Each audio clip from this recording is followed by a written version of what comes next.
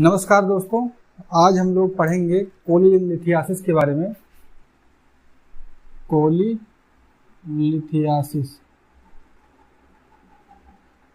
कोलीलिथियासिस का मतलब दोस्तों होता है गाल ब्लैडर स्टोन या गाल स्टोन या पित्त की पथरी।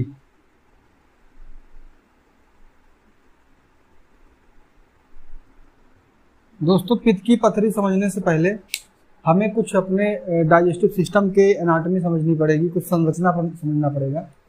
दोस्तों, ये जो हमारा पाइप होता है, इस पाइप को बोलते हैं फूड पाइप या इसको बोलते हैं ओसोफेगस। ग्रास नली जिसको हिंदी में बोलते हैं, खाना यहाँ से होते हुए हमारे स्टमक में आता है। ये हमारा है स्टमक, मतलब पेट। दोस्तों, इसी को पेट बोलते हैं। यहाँ पर स्थित होता है दो दरवाजा। ये दरवाजे क्या करते हैं, इसमें आए हुए भोजन को ऊपर जाने से रोकते हैं, और नीचे वाला दरवाजा क्या करता है, ये नीचे जाने से रोकता है। नीचे जहाँ इंटेस्टाइन होती है वहाँ जाने से रोकता है। रोकने का उद्देश्य दोस्तों यह है कि इसमें तमाम तरह के केमिकल का सिक्रीशन होता है, जैसे कि HCl, हाइड्रोक्लोरिक एसिड, जो इसमें आए हुए भोजन को बर्न करता है, इसी को जो है जलाने का काम करता है। और एक एंजाइम जो होता है पेप्सिन और रेनिन, ये क्या करते हैं, ये दोनों भोजन में आए हुए प्रोटीन को डाइजेस्ट करते हैं, प्रोटीन को तोड़ते हैं। पेप्सिन और रेनिन। HCl क्या करता है, भोजन को बर्न करता है। बर्न करने के बाद, इसको तोड़ने के बाद, भोजन को अच्छी तरह मिक्स करने के बाद भोजन नीचे स्मॉल इंटेस्टाइन में सरकता है। ये स्मॉल इंटेस्टाइन का एक पार्ट है डिओडिनम जिसको बोलते हैं। जैसे ही भोजन डिओडिनम के पास आता है, जैसे ही भोजन यहाँ पहुँचता है, यहाँ पर भोजन पहुँचने के बाद उसमें जो फैट होते हैं, फैट को डिग्रेड करने के लिए, फैट को तोड़ने के लिए इसमें एक केमिकल भरा होता है बाइल, या जिसको हम लोग हिंदी में बोलते हैं पित्त। इसमें पित्त रस भरा होता है, जो यहाँ से आए हुए भोजन में फैट को तोड़ने में मदद करता है। और यहाँ जब भोजन पहुँचता है, तो भोजन पहुँचने के बाद भोजन को तोड़ने के लिए जो HCl सिक्रीशन करता है वो एसिडिक होता है। तो एसिड को बेस में भी बदलता है ये पित्त। एसिड का सिक्रीशन दोस्तों, जो खाने में बैक्टीरिया वगैरह होते हैं उनको किल करने का भी काम करता है। कई तरह के काम है। हमारा मेन आज मुद्दा है पढ़ना कोलीलिथियासिस। लीवर क्या करता है, ये बाइल का फॉर्मेशन करता है। बाइल मतलब पित्त को बनाता है, ये पित्त को बनाता है। लीवर क्या करता है, पित्त रस को बनाता है। स्टोर कौन करता है, गाल ब्लैडर स्टोर करता है। दोस्तों, इसमें जो पित्त रस होता है, जो स्टोर होता है, इसमें दो तरह की चीजें होती हैं। एक होता है कोलेस्ट्रॉल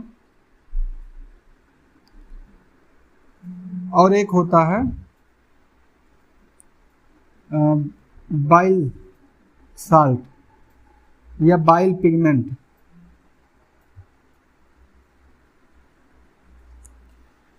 दोस्तों, जो बाइल पित्त जो होता है, इसमें कोलेस्ट्रॉल, बाइल साल्ट या बाइल पिगमेंट और कई तरह की चीजें होती हैं। तो कोलेस्ट्रॉल और बाइल पिगमेंट ही ज़्यादा मात्रा में होते हैं। तो किसी कारणवश जब ये कंसंट्रेट हो जाते हैं, कंसंट्रेट होकर के इसमें जो है हार्डनेस डिपोजिशन बना लेते हैं, पथरी का निर्माण कर देते हैं। इसी को हम लोग बोलते हैं कोलीलिथियासिस, पित्त की पथरी। इसमें जो होता है, जो सिक्रीशन फैट के लिए, जो फैट को तोड़ने के लिए जो सिक्रीशन हो रहा था कोलेस्ट्रॉल का और बाइल पिगमेंट, बाइल साल्ट का, ये क्या करता है, इसमें जो है डिपॉजिट होने लगता है। इसका कंसंट्रेशन बढ़ जाने के कारण इसमें डिपॉजिट हो जाता है। इसी को हम लोग बोलते हैं कोलीलिथियासिस। दोस्तों, इसका कारण क्या है, कारण को समझेंगे।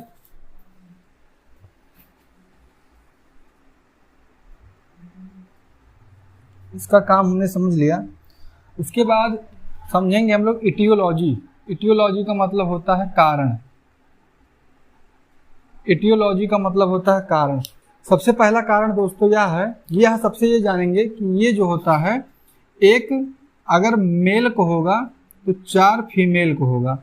मतलब एक आदमी, यदि एक पुरुष को होगा तो 4 जो है स्त्री को होगा। स्त्रियों में इसलिए होता है क्योंकि ज़्यादा स्त्रियों में इसलिए होता है क्योंकि उनमें हार्मोनल चेंजेस ज़्यादा होते हैं, इसलिए स्त्रियों में ज़्यादा होता है।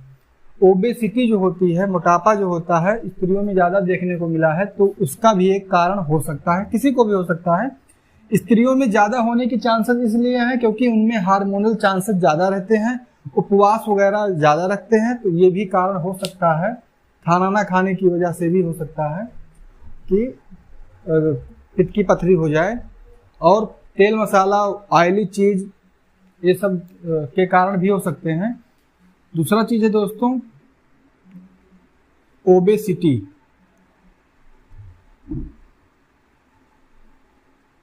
ओबेसिटी मतलब मोटापा। मोटापा भी इसका कारण हो सकता है। दूसरा चीज है high cholesterol. High cholesterol.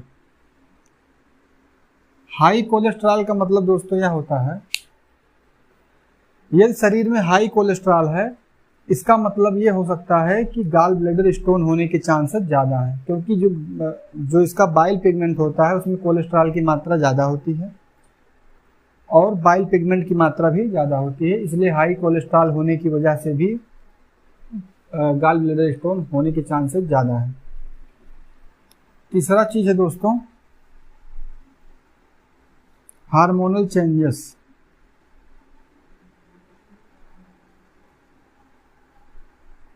Hormonal changes हो सकते हैं दोस्तों।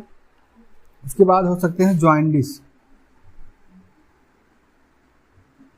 अगर किसी को पीलिया है, अगर औरतों में हार्मोनल चेंजेस ज़्यादा होते हैं, उनमें भी चांसेस ज़्यादा हैं। हाई कोलेस्ट्रॉल की वजह से भी जो है पित्त की पथरी बनने के चांसेस ज़्यादा हैं, और अधिक हाई फैट डाइट लेने से भी जो है, हाई फैट डाइट लेने से भी जो है इसके चांसेस ज़्यादा हैं।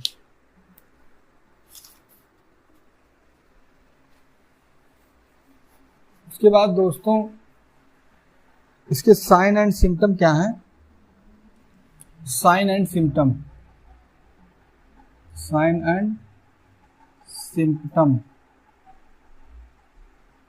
दोस्तों, साइन एंड सिम्टम के बारे में जानने से पहले, ये जो हमारा स्टमक है ये लेफ्ट साइड में स्थित होता है, मतलब इस साइड में लेफ्ट साइड में स्थित होता है। इसके ठीक नीचे स्थित होता है पैनक्रियाज, लेफ्ट साइड में। राइट साइड में होता है लीवर, लीवर के नीचे ठीक होता है गाल ब्लेडर। गाल ब्लेडर में यदि स्टोन फंस जाए, यहाँ पर भी ये आ सकता है, तो यहाँ पर सूजन हो सकता है, जिसको हम लोग कोलिसिस्टाइटिस बोलते हैं। तो यहाँ पर अपर राइट साइड में पेन होने के चांसेस ज़्यादा हैं। Pain in upper right side. Pain in upper right side. दूसरा क्या हो सकता है? एब्डोमेन मतलब पेट का फूलना, एब्डोमेन ब्लोटिंग। कॉन्स्टिपेशन भी हो सकता है दोस्तों।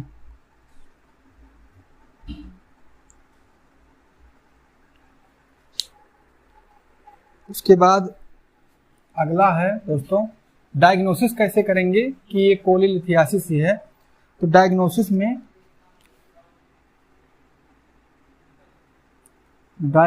में क्या करेंगे? सबसे पहला काम है हम लोगों का यूएसजी, अल्ट्रासोनोग्राफी। दूसरा चीज़ है सीटी स्कैन। ज़्यादा कॉम्प्लिकेटेड हो जाने पर सीबीसी करने पर भी ब्लड में जो है पता चलता है इन्फेक्शन वगैरह। दोस्तों इस वाले पार्ट को बोलते हैं कॉमन बाइल डक्ट, CBD। इस वाले को बोलते हैं सिस्टिक डक्ट। इसको बोलते हैं hepatic duct. Common bile duct इसलिए बोलते हैं क्योंकि ये पैनक्रियाज, ये जो है ये जो गाल ब्लेडर और लीवर के लिए कॉमन का काम करता है, कॉमन पैसेज का काम करता है, इसलिए कॉमन बाइल डक्ट। उसके बाद इसको लीवर का हेपाटिक और ये सिस्टिक डक्ट। उसके बाद अगला है दोस्तों डायग्नोसिस के बाद इसका ट्रीटमेंट की बात करेंगे। तो ट्रीटमेंट क्या है दोस्तों, इसका ट्रीटमेंट, अगर छोटी मोटी पथरी है तो कुछ दवाइयाँ ऐसी आती हैं जिससे इसका डिजॉल्व भी हो सकता है, अन्यथा इसकी एक ही चांस है, सर्जरी।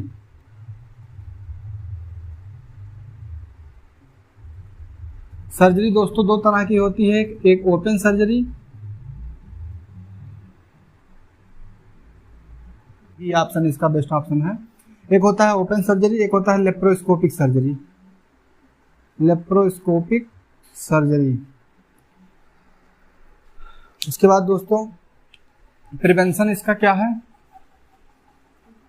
प्रिवेंशन दोस्तों ये है, बचाव कैसे किया जाए। प्रिवेंशन में दोस्तों हाई फूड डाइट से बचाओ, हाई फैट डाइट से बचाओ, हाई फैट डाइट से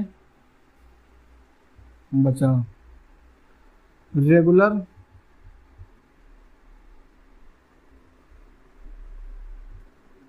एक्सरसाइज।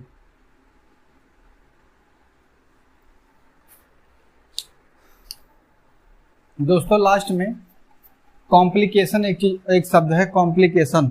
कॉम्प्लिकेशन का मतलब होता है दोस्तों, अगर वो व्यक्ति जिसको कोलिथियासिस हुआ, अगर वो कुछ नहीं करता है तो यहाँ पर इसके सूजन हो सकता है, जिसको हम लोग बोलते हैं कोलिसिस्टाइटिस। सिस्टाइटिस का मतलब दोस्तों बीच में अगर आइटिस लगा हो, आइटिस, तो इसका मतलब होता है सूजन। अगर वो कुछ नहीं करता तो इसमें सूजन आ जाएगा। सूजन आ जाने की वजह से इसमें जो पड़ा हुआ जो स्टोन इसमें पड़ा जो हुआ है, ये यहाँ पर फंसने की वजह से सूजन आ सकता है, जिसको बोलेंगे कोलिसिस्टाइटिस। बाद में अगर फिर भी कुछ नहीं कर रहा है तो इसमें जो है ये फूट सकता है, पक सकता है, ये बहुत ही कॉम्प्लिकेशन हो सकता है। तो आज के लिए इतना ही।